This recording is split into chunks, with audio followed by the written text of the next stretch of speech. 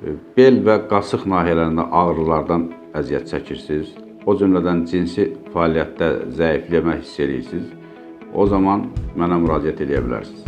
Xroniki prostatitlər haqqında qısa məlumat verim ki, dinləyicilərə də anlayışlı olsun, məlumatlı olsun.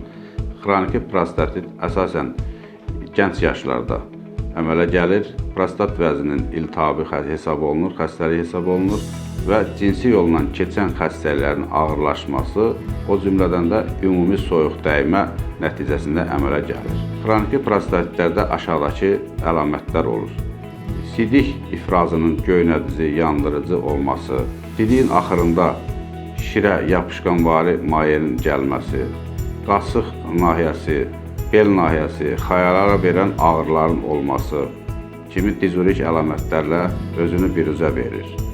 Və bu zaman cinsi fəaliyyət problemi də xəstələr yaşayır. Belə ki, cinsi həvəssizlik, sərtləşmə problemi xroniki prostatitin ağırlaşması kimi müşahidə oluna bilir.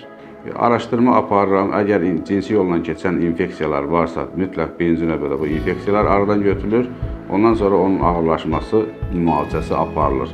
Və bu müalicədə dediyim kimi fizioterapiya üsulları prostat vəzində qan dövranını yaxşılaşdırmaq məqsədi ilə və lazer, maqnit şüalarından istifadə etməklə prostat vəzində olan iltihab prosesləri götürmək, vakuum terapiyası, zərbə dalğa terapiyası ilə yerli qan dövranını yaxşılaşdırmaq və cinsi həvəsi artırmaq üçün istifadə edirəm.